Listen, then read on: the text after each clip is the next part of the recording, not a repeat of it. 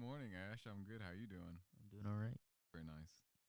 So, thank you all for tuning in for another episode of the podcast. So, last time we talked about manhood and masculinity, and I feel like we made a lot of progress in that video. But since the time that has elapsed since then, I think that we've both kind of had some new thoughts and new ideas that have been proposed to us, and which is sort of, I mean, for me personally, kind of turned my understanding slightly upside. I wouldn't say upside down, but definitely shifted my perspective.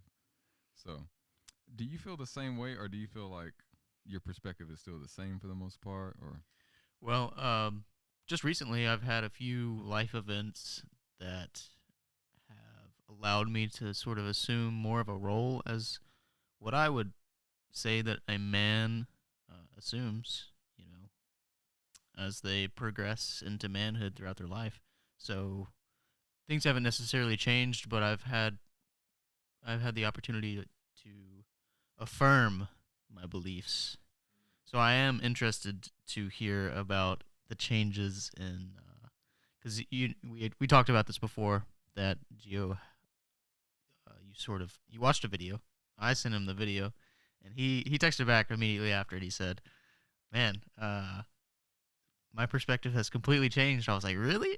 After just that video?" And maybe not like completely yeah, changed, but it definitely shifted my perspective. So right, basically, the key insight here is that it seems like there supposedly there is not collectively any definite definition or description of manhood that everybody seems to agree on. So that there really is no consensus on what manhood is. And that's what kind of throws me for a loop, because if like we're discussing this thing which is supposedly very impactful and very important to like all of us, and we're able to notice it and discuss its implications, like why can we not define it definitely? And so I guess my perspective, what kind of like shifted my perspective the most was last time I kind of proposed this idea that there was four characteristics and qualities that sort of made the ideal man, or followed the ideal man in terms of behavior and speech and all that. And then I got to thinking, like, that really isn't unique to men. Like, women could do the exact same thing, like cultivating those exact same traits, characteristics, and qualities and whatnot. And so, yeah, since then, I've just kind of been at a loss as to what about being a man, or what is it that a man can do that a woman can't do? Obviously, like there are some biological and physiological differences, but in terms of like behavior and action and actual roles, like what is that distinguishing, or what is that distinction, or what are those distinguishing factors, I guess. So yeah, that's I guess that kind of sums up the shift in my perspective or my opinion on this topic. But like I said, it's really just in the works. yeah. Hopefully, what do you think of that? Well, yeah, I think we're both growing in what we understand about roles from the perspective of men and women. Um, and I think the first thing that immediately came to mind was leadership. So one of his four talking points on our last video was, or our last podcast was, that a characteristic of men is that they are leaders, and that a man is a good leader. Not necessarily a good leader, but knows how to lead, knows when it's his knows when the time to lead is. Um, and so I actually just expressed this to Gio before we started recording, but I think that women assume the role of leadership as well, like we said, but just in a different way. So I think men typically will lead, are arguably better, or at least they're more suited for leading large groups of people, Okay. right? We've kind of seen that throughout history. And I was gonna mention like the historical aspect, because like I think we actually talked about this like a few months ago. So just a historical observation. not that this should lead to any definite conclusion or anything, but it definitely appears to be the case, and there are definitely some exceptions. But when it comes to things like war, politics, and those spheres in which there is some sort of opportunity for the sort of domineering leadership, men typically assume that role. Like men fight historically, they have fought all the wars that have occurred throughout human history. Again, there are some exceptions to that. I'm sure women have fought here and there throughout some events in human history, but it's just kind of interesting to note. And I think a lot of that could be kind of chalked up to like physiological characteristics because men are typically like larger, they're typically stronger, more athletically. What's the word? Endowed. Yeah, endowed would be a good word. So they're more athletically endowed, and so that sort of translates into the type of leadership that can easily lend itself towards being brutish. Yeah. Maybe is the word, like being brutish, being domineering, being very even oppressive in a way. And we obviously have discussed how that could be a negative in many regards, Right. but it's still a, I hate to use the word natural, but I mean it is. It's a part of what men are naturally. It's just a manifestation of what we naturally are. So, um, I don't really know what we're to make of that, but again, just an observation Yep. on the on the front of history and how men have led historically. But again, that's kind of contrary to like what we talked about being the ideal leader or ideal definition of leadership, which is really more this humble, lowly, sort of gentle approach, not oppressing and domineering for the sake of exerting one's own influence, but serving and uplifting for the sake of enriching and helping others. So I don't know. What do you kind of you mentioned that men and women can lead in different ways. So, in your opinion, how do you think that the way women lead is different from the way that men may lead? So I think it's just it really. I mean, it touches on kind of what are the best expressed qualities whenever, or like the most rooted qualities whenever men lead and then women lead. And so I immediately think about men typically will lead in very structured and logical environments, right? Um, we don't necessarily, we're not necessarily the most emotional creatures, and that might be a fault, right? Some of the time. Um, Whereas, at least in my experience, I have seen women lead in a very positive way whenever it comes to uh, like emotionality and being in tune with um, like the feelings of people in a group. Um, which I mean, I don't ever want to discount the fact that a woman would be able to lead. You know, Logically or tactically right, or logically or structurally? tactically. But I don't know. Would you say that women are, they are prone to lead in more of an emotional like state? Not that they just make decisions based upon emotions. I get what you're saying. Clearly, You're trying to say like they have like higher or greater emotional intelligence, like right? they can be more empathetic. EQ, EQ, yeah. right? So they can be more empathetic. They can display compassion. They can sympathize with others, which in turn allows them to help others better than someone not who might not be so willing or able to sympathize with them and potentially do harm because of that. So when you talk, it's kind of interesting. Like maybe it's just the way I interpret it, but my mind kind of drifts to motherhood when I think of women leadership because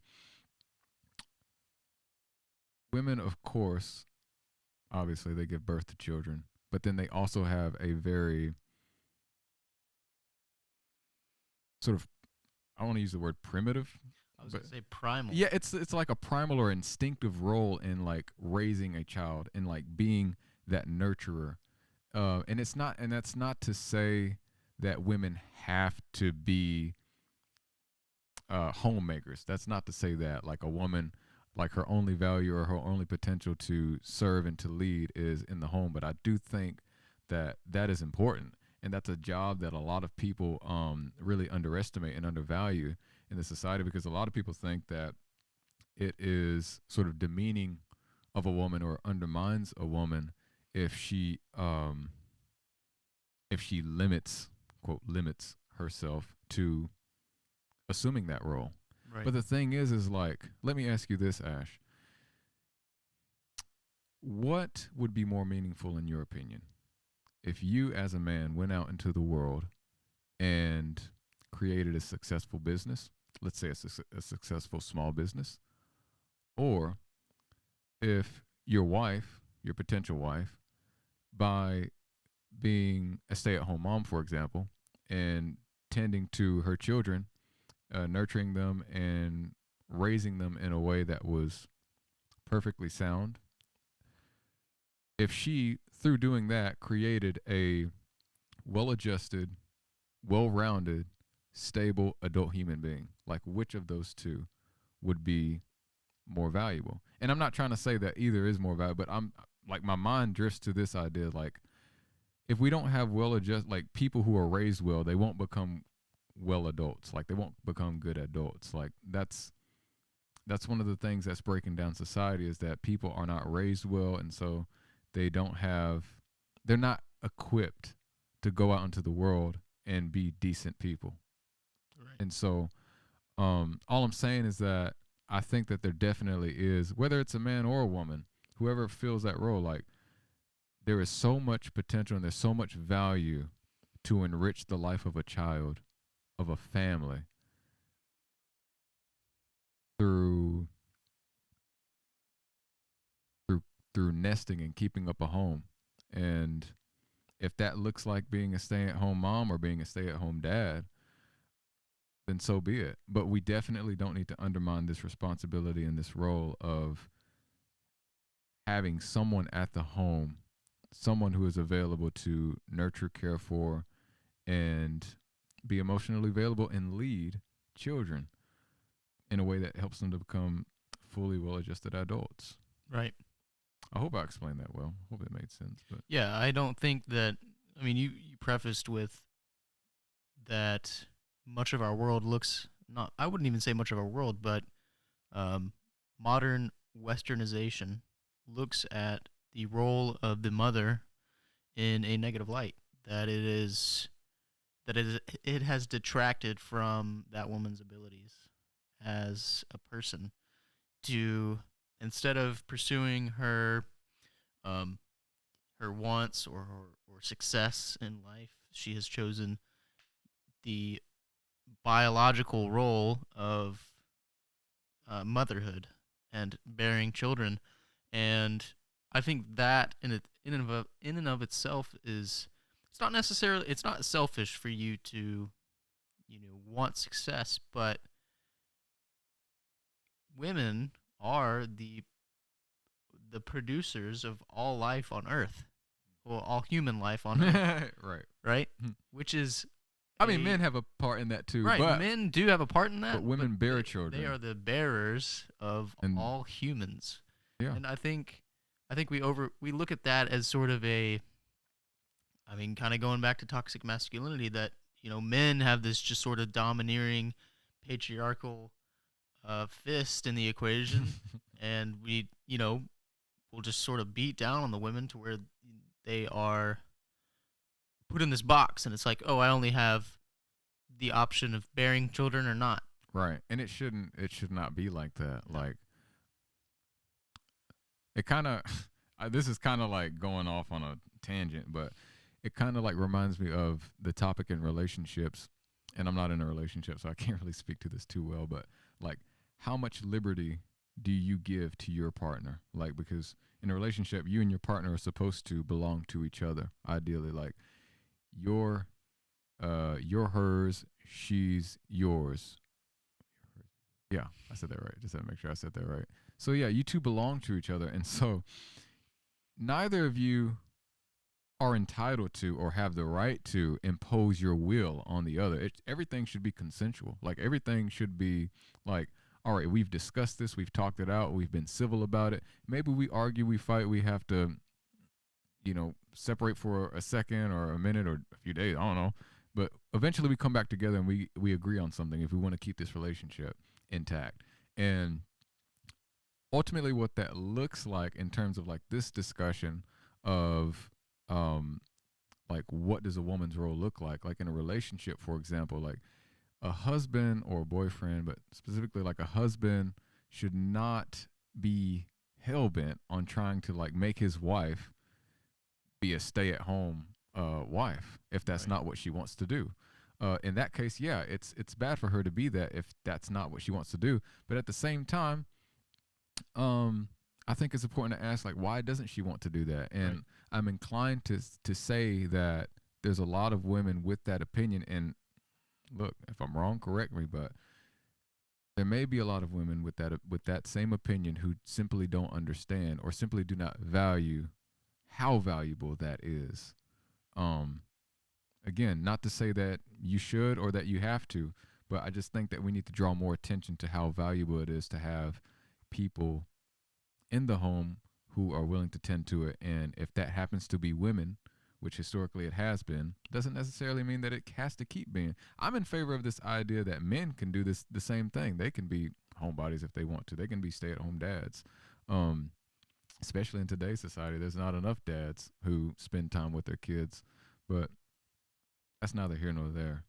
Um, But do you think that that's the fault of just the men in those lives, or do you think that's the fault of the role that the woman has traditionally assumed? Because I would argue that there it's that those men are just not present.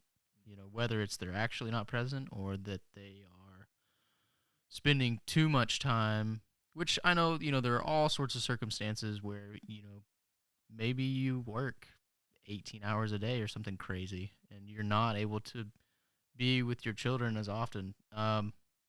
Which, that's super unfortunate, but I would go so far as to assume that that is the minority as opposed to the well, majority. yeah, I So, think so. I think so. Um, don't have statistics handy, but yeah, right. I definitely would agree with that. Like, it's probably more often the case if a father is absent, it's not because he's working all the time, though that definitely could be the case. But more often is the case that he's simply not in the home, like he's not in the picture to begin with. So unfortunate to say the least. Yep. Sorry.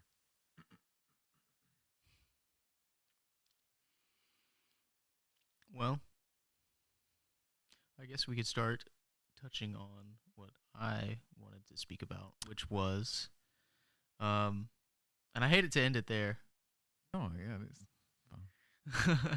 but I guess we can move on to since the topic of this video was supposed to be more of a masculinity or a discussion of masculinity and manhood, we talked part a lot about womanhood right two. now. Yeah, we did talk about womanhood, but it is important to touch on that topic because it is the antigen, but also it's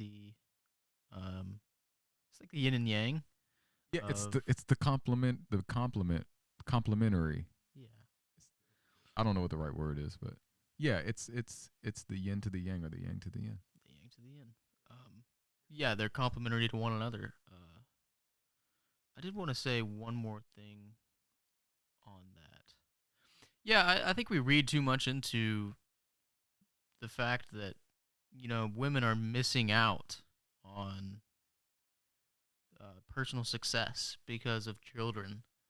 And I just want to reiterate the point that I think it's a wonderful thing to be able to bear children and to, I mean, I can't bear children myself, but I think that's a pretty cool thing. And um, it's a thing that should be celebrated and not demonized. and it's unfortunate that a larger majority every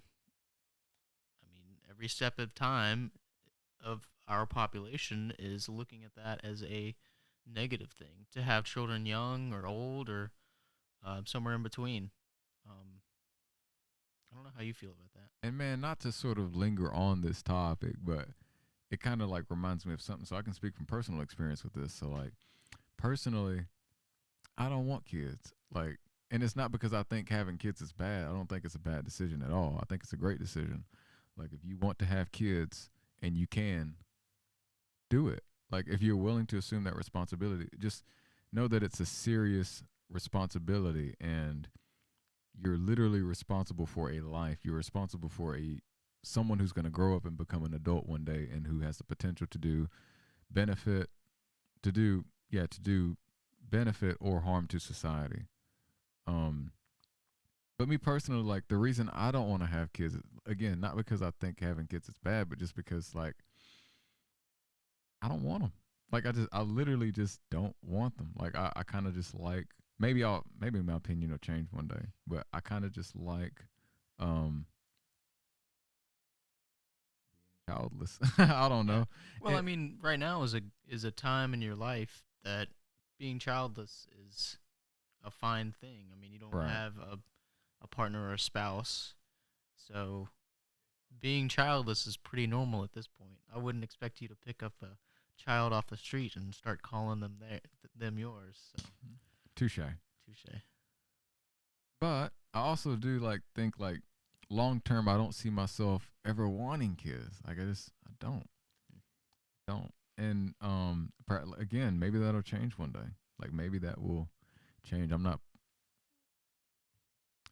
throwing that off the table. Like I'm not saying it'll never happen. Just I do want to acknowledge for those out there who may think like all these guys are just like some traditional, Yeah. people who have a traditional view of the relationship between men and women. No, it's not so much that. This is what I'm in favor of. I'm in favor of you doing what you want to do within reason, as long as it doesn't harm anyone. And also, I want you to be well informed. Like, I want everyone to know that there's value in all these roles, regardless of whether they're traditional or not. Like, there's value in them. And I don't know, man. Like, part of the reason why we have a lot of issues today is because we don't understand where value really is. We don't understand what's valuable anymore. And that extends to the relationships and the roles that we have maintained with each other for thousands upon thousands upon thousands of years. Right. So we should at least take note of it, acknowledge it, and maybe implement it. Right. Well, one thing you did hit on there was responsibility, or at least one thing I thought of because of your monologue was one thing men have to assume at some point is responsibility. Right now, you're not in the position to be where you necessarily. It's responsible for you to say that right now it's not a good time for me to have children, or I don't even want children, and then it would be responsible for you to therefore perform practices that don't cause children, right? So, I would say that characteristic of yours makes you more of a man. Do you agree with that? Is my question. I wasn't expecting that question. I don't know. Well, I mean, maybe can I reword it? Sure. Maybe not more of a man, but maybe more mature. Definitely, like more mature, more responsible, um, like more sensible. Yeah, 100%. The reason I can't say more of a man is because still, like my mind, there's some dissonance in here about what exactly is man. Aside from being an adult male, like we know that, but what more is there to it? So I know you kind of wanted to talk about what prevents men So from yeah, maybe if we touch on what is preventing manhood, what is preventing manhood. then we will arrive at what manhood is because we took away all of the anti characteristics of manhood, right? Right. I feel like some of them at least. Yeah. Sort of start like a decent starting place. I feel like I think we can all agree that like kind of going back to those four characteristics and qualities that I mentioned last time. I think we can all agree that an ideal man is mature. Begin with that one. So, what prevents boys from maturing? I think is a very important question to ask because if manhood is attained by attaining maturity, by maturing, then we need to understand what could prevent or inhibit that process. What's your thoughts? So I think it's a really good question, by the way. Thank you. Thank you. I think that one of the things that prevent young or boys from maturing is they sort of, and I've done this. I did this in the past before I've matured. Um, I set my sights on only what I knew, be, like as a boy. Does that make sense? Perfect sense. So, what I knew to be pleasurable, what I knew to be effective, what I knew to be just like that was my limit. I set limits on myself, and so then it was like I can only exist within these boundaries, and that made every time that I had to travel outside of those boundaries very uncomfortable. And I think that's why, um, every time I would step outside of those boundaries and be uncomfortable. That's where the growth came, and probably what instituted um, the maturing phase, right? So I also think it's participation in childlike behavior, right? Um, Accepting things or not accepting things that are unfair, and just this general air of just complaining, just complaints, and um, I mean, list off the number of childlike behaviors, right? Right. Um, unnecessary Being unnecessarily destructive, I think, is a big one. Lacking self control. Lacking self control, right? Um, Complaining about your environment. What's everyone has it out for me, or the world has it out for me, and I'm just always beat down. I think that's just a very negative way. So there's a lot of negativity. I think that's wrapped up in that. Um, that's sort of where my mind goes. Not sure about you. I think I agree with you like on every single point, but my mind went like a different direction. So for some reason I can't get this image of, and this is going to sound very stereotypical and maybe even offensive to some people, but I don't care. I think of that, you know what an incel is? I think of an incel. I think of a guy in his mom's basement playing video games and eating cheese puffs and complaining about why he can't get a job or why he can't get women or yada yada yada yada yada. And he doesn't work, he doesn't pay bills, he doesn't think about bettering himself and his life, his community, his family. Like he's a boy in a grown man's body. Like Right. that's what I think of. And I kind of think of like what does it take for a person to become that? And I think that might offend somebody when I say this. I think that that is almost 100% the parents' fault. Really?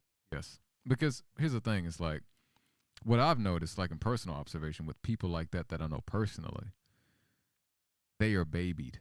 They're babied to the point that they become incapable of solving problems, of accepting unfair circumstances or outcomes. They are overly dependent and reliant on their parents. They care more about things which are sensational, pleasurable, easy, which give them a rush of convenience, right? They're and all these things have in common like they're childlike behaviors that aren't addressed, that aren't challenged, and so they become comfortable in them. And in other words, they're confined to boyhood. They're confined to the boundaries of being a boy. They're not set on the things of being an adult. They're not allowed to mature, and so they don't. And they just become man, men child, men children. Yeah, they Right. become they become a man child.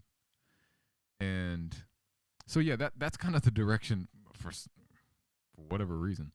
Well, I think your points line up really well with the points that I was making. That it's still they sort of exist in this childlike form, Yeah, right? which is just one of the things, man. This just crossed my mind when you said that. I don't know why. When you think about it, for the majority of human history, let's talk about pre-modern times. A man could not have been like that. Like literally, like in say a hunter-gatherer society, if you didn't contribute something, chances are that you would be like the villagers would have a problem with you, just like in a hypothetical scenario.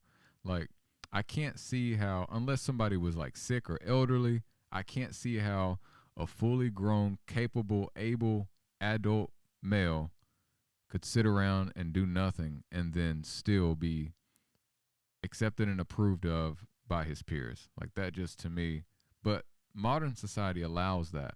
It allows for that to happen. It allows for people to live in their mother's basement and do whatever. And don't get me wrong, like not I get it. Like they're free to do that. They're not hurting anybody, but they're hurting themselves, whether Yep. they want to acknowledge it or not. Like that's not, in my opinion, that's not living. Yep. That's just not living. Like if your idea of living is playing video games, eating cheese puffs, sleeping in until 3 o'clock in the afternoon, and like basically being a bum. You've limited yourself. You've limited yourself, and that was sort of my point. Is that, and I think this plays into the parents babying the child, um, past the point that they were actually a baby themselves. Into, uh, between whenever they're a toddler and like a middle school age up until high school. It's like if you continually baby your child in those different periods in their life, um, that I mean, you can't raise a child as though they are a baby the entire time that they're in your home, right? You change the way you interact with them as a parent, and I'm not a parent, but it's pretty clear that, But this should be common sense. right, it's like I'm not gonna treat my child whenever they're 8 years old as I would if they were 18, right? Like things are gonna change, things are gonna be a little different. I think there are um, clear precepts that, all right, now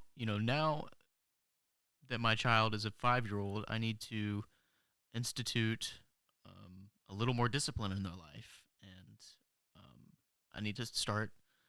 I'm just assuming. I'm imagining a 5-year old and kind of assuming what I would, or imagining what I would say to them, um, in that scenario. And okay, my child's a 5-year old. He You aren't allowed to stay up to 9 and watch TV or whatever. I'm gonna institute a little more discipline in you through a bedtime. right? Setting boundaries. Setting boundaries. And I think that in turn helps with um, uncomfortability and dealing with discomfort, because then it's like, oh, my freedom was sort of shut down there, and I didn't like that. So how am I going to deal with it? I mean, initially, I'm sure it's more of an emotional response. But in the long run, reason should win. Like in the long run, they should see like, well, this ultimately was good for me, even if it doesn't feel good in the Right. moment. And I mean, that's kind of it's so funny. Like this entire discussion just goes from one rabbit hole to another. This is really getting into the topic of parenting, but I think that a huge a huge key to parenting is assessing your child's capability, and that's where the concept of like age comes in. Like it's like what you said. You wouldn't expect an 8-year old, or you wouldn't treat an 8-year old like an 18-year old because you don't expect an 8-year old to do the same things an 18-year old would be able to do.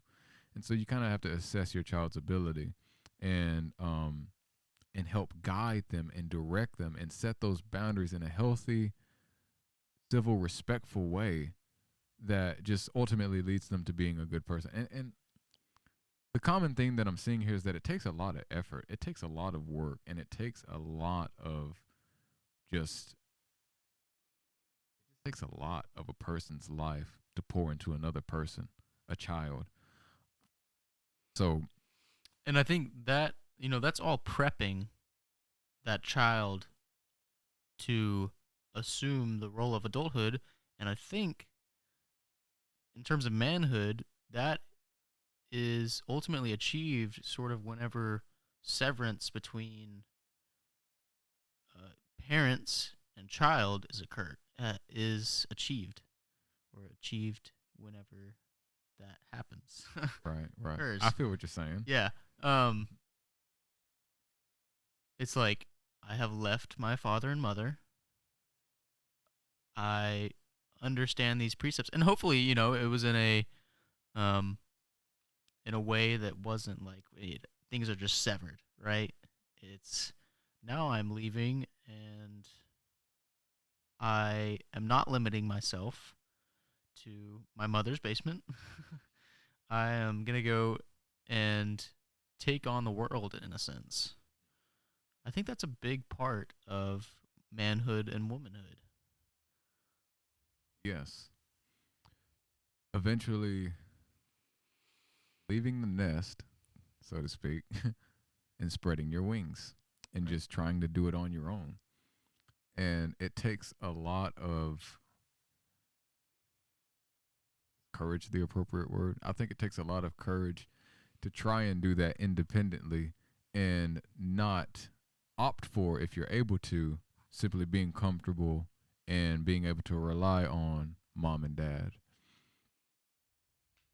When you challenge yourself to go out and to be your own person, to discover who you are, to define who you are, to do what you want to do, to just live life and like live it for yourself. Like I think that that is sort of the symbol or the sign of a person attaining maturity when they understand their own independence, their own individuality, and the fact that everything that they do has consequence, and it is up to them to be responsible and to be accountable for all that they do or don't do. So, do you think manhood transcends that? So, we've achieved maturity once we leave our parents. So, does manhood occur at that point, or is it something that transcends, you know? I get your question 100%. It's like I Dissonance. know, I know, I know plenty of people that have left. I'm not going to say I know plenty of people, but maybe I know one or two people that have left their parents and they're mature. Or yeah, I know plenty of people that have left their parents and are mature, but have they necessarily, and have I even, or you, have we achieved manhood? Right? Right. And that short answer, I don't know. I know. That it goes back to that like initial shift in perspective that I had personally, which is like, how can we sit here and say, like, we obviously know that we're adult males, but how can we sit here and say, according to this vague, ambiguous description of what manhood is, like, if it's vague and ambiguous, how can we say that we've attained it? Like, how can we say that we're mirroring that, and that we're living up to that? Now, if we go ahead and say this is what manhood is, like kind of like what I attempted to do last video, we can maybe say, okay, or deduce, yeah, maybe, yeah. But I found that I'm not buying it. I'm not buying that we can do that, not according to some set of rules and principles and guidelines that Geo can construct, not according to that. And so, It's because we don't really have much authority, I guess. yeah, Um, but one quick point I want to make is I think a big part of manhood and womanhood and the assumption of something greater than just existing as a boy or girl is you are a contributor, not a detractor. that is a very good point. So, in that sense, I would say that we are both contributors, not detractors. And I'm not trying to exist on this, moral high ground, which we could also get into. Um, but I think if you look at what is good, what is right, and what is moral, in large part, you and I, and many other, I would say all men of the world, are contributors, not detractors. I think I would agree with that. Because look at what a child does, right? A child requires nurture. It doesn't really, and children are great, right? They do contribute in ways that I would say are more spiritual and more emotional and can be appreciated.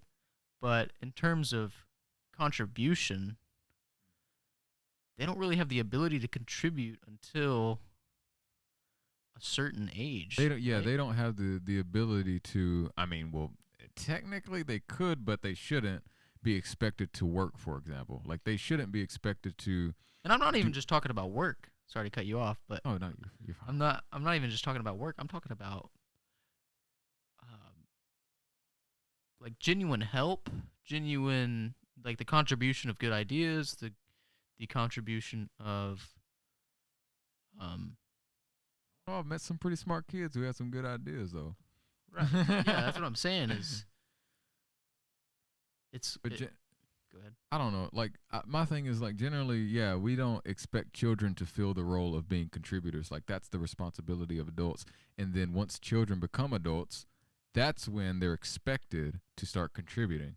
Like because at the end of the day, like a child just needs to focus on being a child. Like they don't need to focus on Yeah. all this BS in the world. Like Right. they don't need to focus on. They aren't expected to be part of the foundation of a society. Yeah, I mean, yeah, they're not. Yeah, they're not the. How should I say? They're not the. I want to use the right analogy or metaphor. Perhaps I don't have the right one, but all I'm trying to say is that whereas men and women are expected to lead and do things which, as you say, contributes to society, children are simply expected to Like we be know that they are only able to take care of themselves up to a point. exactly. They have to be taken care of. They have to be taken care of. Like they don't have a choice. They need to be educated. They need to be fed. They need to be housed. They need someone who can clothe them. Like they need so much. They require so much. And so it's not even fair. Like it shouldn't even be questionable whether we ought to not expect them to do things that men and women are expected to do. Right. So yeah, I guess yeah, through that lens, I definitely agree with you as far as like contributions. But I think my point transcends just being a working individual, Oh yeah, 100%. right? Yeah, because that's not. I mean, you can work a job and be on your own, and And that doesn't. you can still detract from society in large part, right? And here's another controversial point. You could do both. You could contribute That's what I'm saying. Yeah. and detract. And so it just makes it all the more complicated. It's like if we want to, we could play the game of, am I contributing more than I detract? Like, Yeah, you know what right. I'm saying? Like, it could be very, it could become a very petty argument or stance, which I don't think is helpful to the discussion of manhood. Like, again, we can list these things, we can discuss these things, which definitely point to, oh, yeah, those are the characteristics or qualities or actions of a man. And doing those things definitely sort of legitimizes a person's manhood or helps them attain manhood, yes. But to say that those things definitively make a person a man or the ideal man, that's where the problem still seems to be unresolvable in a sense. So, Well, I think then you would start having to look at individual contributions. And one that I would say is very important and is largely lacking is the ability to admit fault. So the ability to admit I have detracted and not to hide it or to to bear pass down, right, to pass it off as something that, shouldn't be worried about. sweep it up under the rug. Right. Um and I don't want to say that if you were to do that, that would um what's that word? That would cover your detractions. Oh, yeah, like that would excuse it. Excuse it, right? Yeah. Um but it certainly sort of gives you this in that way. It's sort of there's a dichotomy there, because in that way it sort of contributes, because you have humbled yourself, going back to the point of humility, beneath the point of um, you take your pride out of the equation, and Yeah. you've humbled yourself below what you've done. Right. You've acknowledged that you're human, Yep. that you're fallible, that you're not perfect, Yep. that you need to address a mistake, not so much because, well, it's a bit of both. Like, because you have wronged something or someone, you've done something wrong, but also because in the process of examining yourself and being the best version of yourself, you need to do that in order to be the best version of yourself. Like, in order to do the things that are right, which are good and correct and true and proper, yada, yada, yada. In order to do those things, you need to acknowledge when you mess up so that you don't do them again, so you don't make it a habit or a practice of doing bad things. Right. Oh, Yeah, I like that.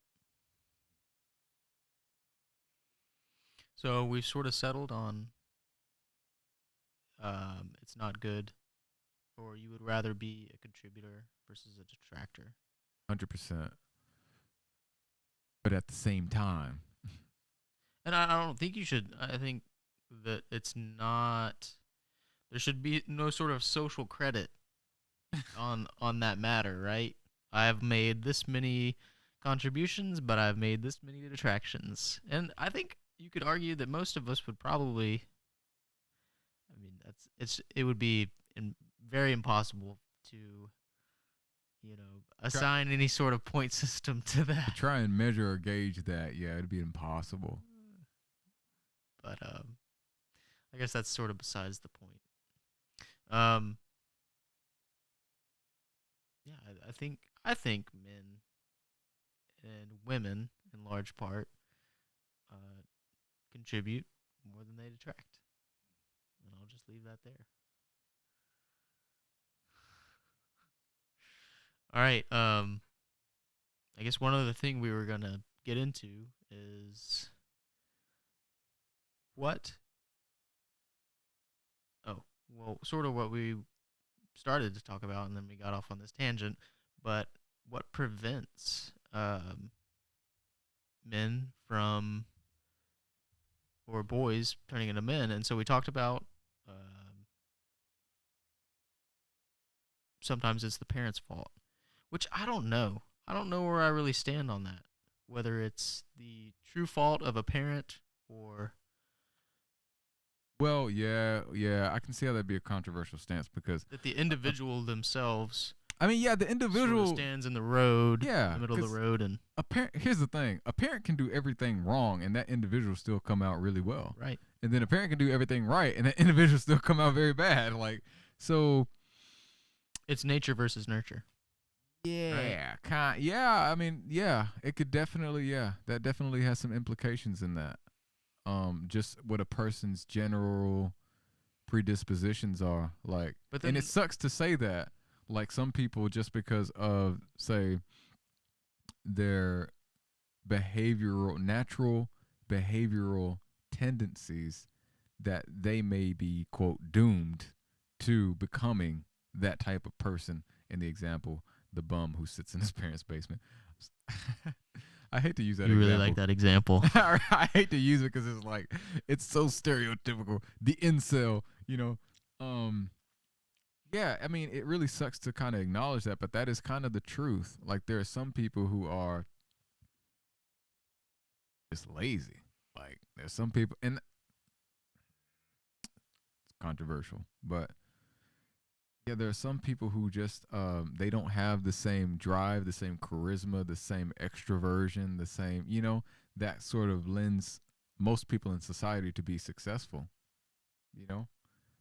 And it really sucks. Well, is that the fault of society That's also the fault of yes. having yeah, I was gonna mention that. So like, that's also the fault of society because if what we value is just this one version or these key characteristic cookie cutter traits of humanity while excluding all the rest, like they're not as valuable. I don't think that's right. right? I don't think that's right. But it's also a natural mechanism, right? Because like, for example, someone who is more extroverted is more likely to network better. And someone who networks better is more likely to make connections that will benefit not only themselves, but others. And hence, they become successful typically through economic and social means, right? And so compare that with the introvert who's to himself, doesn't really care about networking, doesn't really care about making connections that necessarily better others or even himself, who is not as inclined to be that go-getter, right? That person is not any less valuable because of that, but society, the way it is, naturally, it kind of supposes him to be so. It kind of supposes him to not be as valuable as the extrovert, just for example. And of course, there's several introverts who can be outgoing and network and do all that. That's not to like, not to say that you're either one or the other and you fit into these categories. Like, not to say that, but Well, I don't, and I've held um, this idea to myself for a while, but I don't really think that introverts and extroverts, like, if you look at the typical definition of an introvert, you'd say they're prone to, keeping to themselves, confining, and then if you look at the definition of an extrovert, they are prone to an immersion in what's going on outside and kind of defining what's going on instead of refining to themselves. Um, and I think it goes beyond. So I'm sure some of you, and maybe even you have, you've done like the introvert, ambivert, extrovert quiz. Have you ever done one of those? yes, and I don't remember what my results were. Okay. Well, one of the biggest questions is like, or the most obvious question that I always think of is, okay, you have the option to go out with friends for the night or stay in and watch Netflix and eat a pizza. What are you going to do? Right? And I'm the type of person that would probably do both. Given any day, just depending on how the day went, right? That's why I'm skeptical of those tests. Right. That's why I'm skeptical of them. But I'm even skeptical of the legitimacy of a person being predisposed to the characteristics of an introvert or an extrovert. Like whether it would be genetic or learned. Right. Okay, I see. Well, And I would argue that introvertism and extrovertism are more of learned traits than they are uh, nature or natural traits. well, I don't know. Like I don't know. I'm pretty sure there's like some science, like some study on that, but I don't know, man. Like it's really hard to say. I think like obviously both have they have a stake in it. Like they both have an influence in it, like nature versus nurture, like nature versus learned behavior. Um, but to say which one has more leverage or more influence, that's a very complicated question. Like that's a very complicated dilemma in my opinion. Yep. Either way, echo Socrates, the unexamined life is not worth living. So I think that like the key distinguishing factor of humans is that we're able to examine ourselves. Like at the end of the day, you can limit yourself by being aware that oh yeah I'm an extrovert or oh I'm an introvert and so I got to act like this. And like no, you don't have to act. You can choose the way you act. Like ultimately, it doesn't. I'm not gonna say that your predispositions or the things about yourself that are determined about you that they don't matter. I'm just saying that free will is much stronger than we think it is. Right. The ability to freely will and to freely determine who we are and what we do and what we believe and how we'll do everything.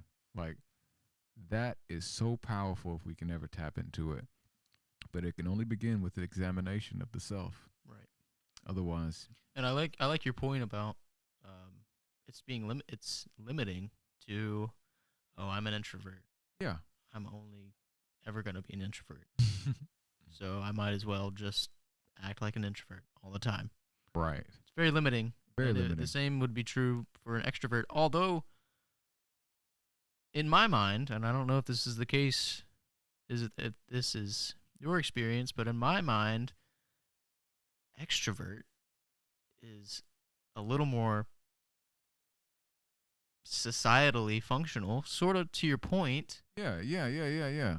Like that's what society if we're going to look at society like a system and like extroversion compared to introversion, like those as mods per se, like the extroversion mod or the character that's extroverted has an advantage, a definite advantage in being quote successful in society the way that it's set up. So is that the fault of society, like the natural progression of society?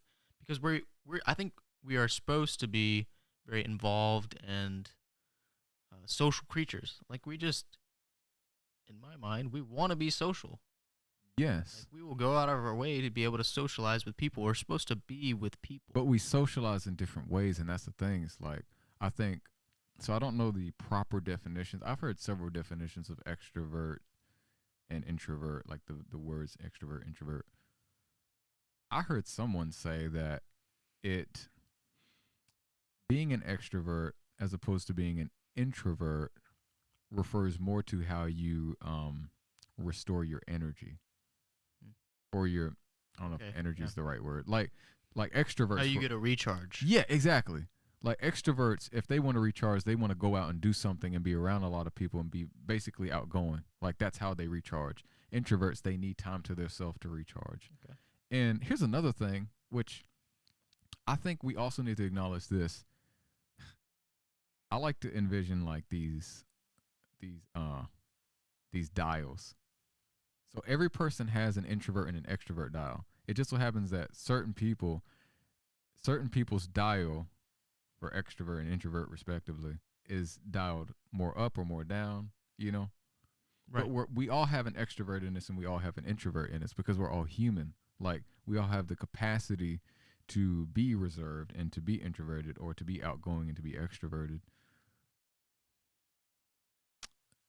But obviously, some of us are more one than the other.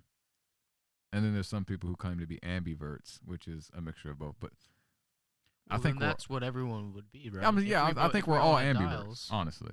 But we kind of refer to ourselves as what we kind of just think we are in majority, I guess. right? So how do we reach that topic? Question. Oh, we were talking about the incel who is limited because he's not an extrovert, and whether that's the fault of society. Yeah, we're talking about his predispositions. So it's like, is that a behavior that was coddled, right? I think, dude, from personal experience, yes, dude. If a parent allows their child to not get up out of bed, to not set those boundaries, to stay up past midnight playing video games, to eat a poor diet, like if a parent allows that, yes, that is their fault. Like that is their because a child doesn't know any better. Like some children, maybe yes, there are exceptions. Like some children will have the maturity, maybe not to articulate it, but to understand at an early age that certain behaviors are not good for them. But generally speaking, children are not capable of making the best decisions and the best judgments for themselves. And it's a hard truth to accept, but that's the truth. They're just not they're not capable of doing that, and they should not be expected to do that. That's why it's the responsibility of the parent to not allow them to engage in destructive behaviors, especially self-destructive behaviors. So, to answer your question, I think yes, that's something that is coddled.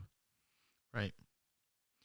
Um, it's funny you say that because I've always sort of held this idea that a parent, like for example, my parents gave me a lot of freedom, and I definitely participated in some self-destructive behaviors, to be We all honest.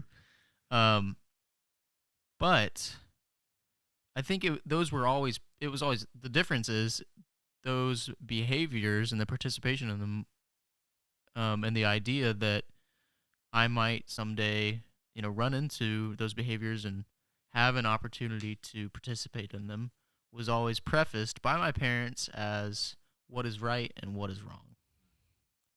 So maybe that's the mark that's missed, um, with incels. I guess we're going to keep using that that definition or that idea. Man, what a poor lifestyle to have. Yeah. The lifestyle of an incel. Yeah. But I mean, so those bad behaviors, it seems like, were coddled, right? Yes, but Um, I like not to cut you off. that's all Sorry. good.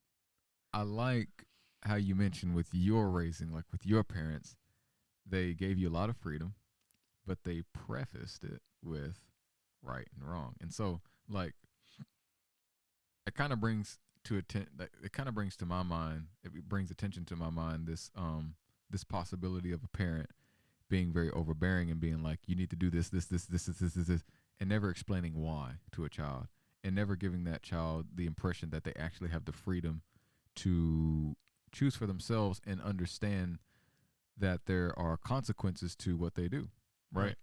And so I don't know. I don't know where I was going with that. I just feel like I think what your parents did was definitely ideal. Like I don't think that parents should, in the same way that they shouldn't give their kids unlimited freedom without educating them and telling them about right and wrong, right? They also shouldn't be so overbearing and so uh, dictative, like dictator like, that they just come across as nagging, a nagging sort of overly authoritative um, pest to their children. Because that's another thing that I've seen is that parents often assume they often assume that role of being the mom, get off my back, that person who their parent that their children cannot even stand. The Right. children don't even like their parents, And so they don't like you, sure as heck not gonna listen to you. Like, Right. even if you have their best interests at heart, you've lost credibility with them. Right. So So you need to assume a position of authority, but also a position of like I'm your friend. Like I'm here to help you, yeah, but you still need to listen to me. right, right, right. Something like that. And that's yeah. Look at this parenting 101. Parenting 101 by two 23-year-olds that have no No children. kids. Boy, ain't But that? I think we hit some key points. I mean, I think so. I mean, this is how I would parent my children, and I know it's infinitely harder to actually have children in the equation and have to deal with another human being that you're having to raise yourself. Like that's wild. That is. That's That is. wild. But yeah, I would say that parents need to continually establish a position of authority while befriending, and I think that's sort of where my point about your the way you interact with your child, the way you're the child's friend. So initially, it's I'm feeding you, I'm babying you, I'm changing your diapers, like I'm being your friend, I'm helping you out, I'm being your helper. Um, then it's helping you with your homework. We're going to sports practice. I'm giving you tips. I'm being your mentor. Being Like your mentor, right? I'm being your guide. Yep, guiding you, Your leader. right? I'm being your leader. Yeah. But it's like you still have a position of authority. Um, which is wild too because so let's just establish 18 as the year that you leave your parents' home and you're on your own. So they've been there as an authority and as a friend the entire time, but 18 happens and drop the authority out of the equation. They're still your friend, but drop the I'm consistently helping you with your life out of the equation. Yeah. Like they no longer have dominion over you. No dominion, right? Like because you're no longer like you're now your own. Like you're your own person now. Mm-hmm. Like they are not, at least from a legal standpoint, like they're not responsible for you anymore. So, I mean, sorry, go ahead. I was just gonna say, like, from a legal standpoint, they're not responsible for you, but from a parenting standpoint, technically they still are. Because I mean, as long as they're alive and you're alive, like you two should still have that parent-child relationship, Right. albeit not in the child sense, but in the, this is my relation, my father, my mother, and me. So I think that's where manhood picks up. Manhood and womanhood is the authority figure in your life has dropped out. The helper in your life has dropped out.